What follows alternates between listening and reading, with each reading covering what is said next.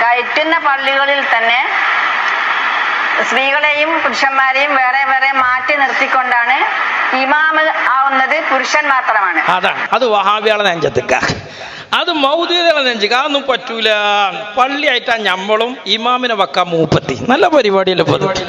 അപ്പം സ്ത്രീകൾക്ക് ഇമാമിന്റെ അധികാരം കൊടുക്കണം. അതുപോലെ തന്നെ എല്ലാ പള്ളികളിലും വ്യത്യാസമില്ലാതെ എല്ലാ പള്ളികളിലും സ്ത്രീകൾക്ക് കയറാനുള്ള അനുവാദം കിട്ടണം. അതാണ് ഔലുങ്കര പോലെ അകത്തപ്പള്ളി വേണമെന്ന, ഔലുങ്കര പോലെ മീറാബ് വേണമെന്ന, ഔലുങ്കര പോലെ മിമ്പറും വേണമെന്നാണ് MGM-ലോ അതുപോലെ GIO-ലൊക്കെ ഒന്ന് മെമ്പർഷിപ്പ് എടുത്തിട്ട് സൂറാത്താനെ നല്ല പ്രസിഡന്റ് ആക്കി വെക്കണം മുജാഹിദീങ്ങൾക്ക്. അല്ലെങ്കിൽ ജമാ ഇസ്ലാമിക്കാർ വെക്കണം. എന്നിട്ട് പള്ളി കയറ്റട്ടെ, എന്നിട്ട് ഇമാമ് നിൽക്കട്ടെ. ആർക്കാണ് ഇപ്പൊ ഇവിടെ പ്രശ്നമുള്ളത്?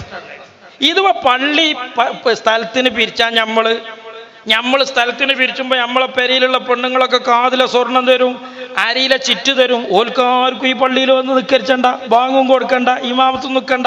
ഒരു ഉറുപ്പ്യന്റെ മുടക്കില്ലാതെ മൂപ്പത്തിങ്ങനെ പെരയിലിരുന്ന ഇസ്ലാമിനെതിരെ കുത്തിത്തിരിപ്പുണ്ടാക്കുന്ന ചാനലുകാർ എന്ത് കിട്ടിയാലും അപ്പോൾ പോകും മൈക്കേറ്റ്. മൂപ്പത്തിക്ക് ആ പറയുന്ന തൊള്ളിയിലെ കാറ്റിന്റെ മുടക്ക് മാത്രമേ ഉള്ളൂ.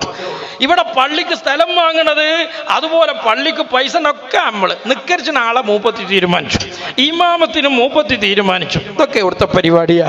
നിങ്ങൾ നല്ലൊരു പള്ളിയായിട്ട് എന്നിട്ട് നിങ്ങൾ തന്നെ കൊത്തുപോതി സ്വാഗതാർഹം. ഞങ്ങൾ ആ വൈക്കേ വരൂല, നിങ്ങൾ ഈ വൈക്കും വരണ്ട, അത്രയല്ലേ പൈലുള്ളൂ. ഇതൊക്കെ ആരാണ് വളം വെച്ചു കൊടുത്തത്? ഇവിടെയുള്ള വിധൈകളല്ലേ.